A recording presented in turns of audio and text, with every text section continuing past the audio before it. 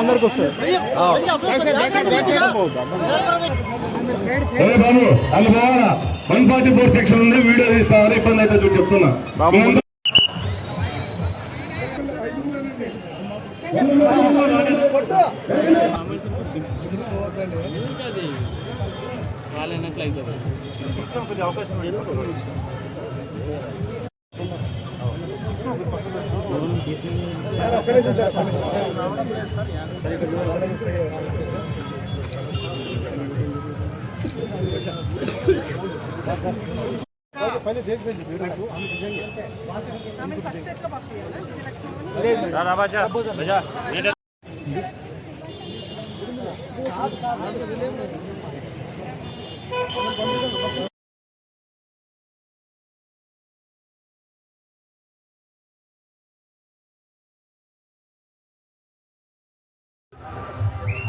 Telugu Desam party నుంచి జయనాగేశ్వర రెడ్డి గారు nomination చేస్తున్నారు.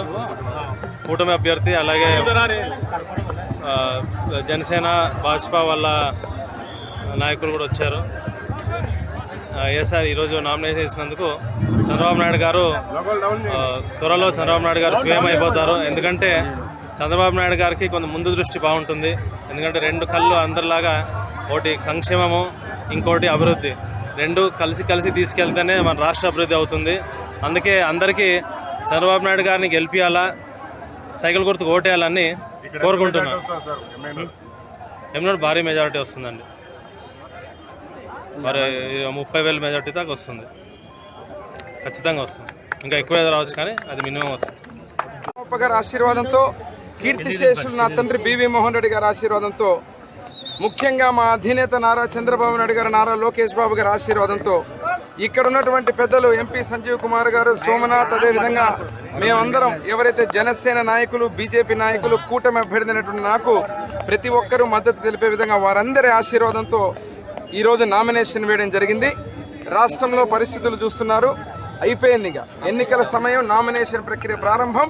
రానున్న 25 రోజుల్లో మళ్ళీ కొత్త ప్రభుత్వం, ముఖ్యమంత్రిగా నారా చంద్రబాబు నాయుడు గారు అవ్వడం ఖాయం.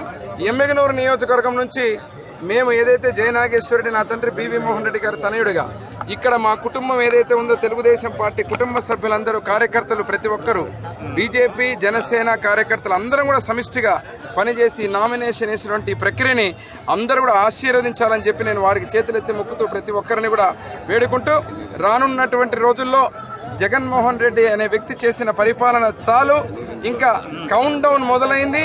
ఈ నామినేషన్ తోటే సైకో పోవాలి, సైకిల్ రావాలనే నినాదాన్ని అతి త్వరలో, అంటే 25-26 రోజుల్లోనే కొత్త ప్రభుత్వం, ముఖ్యమంత్రిగా నారా చంద్రబాబు నాయుడు గారు, పవన్ కళ్యాణ్, అదే రకంగా మోడీ గారి నాయకత్వంలో కూటమి ప్రభుత్వం ఏర్పడబోతోందని చెప్పి తెలియజేస్తున్నా.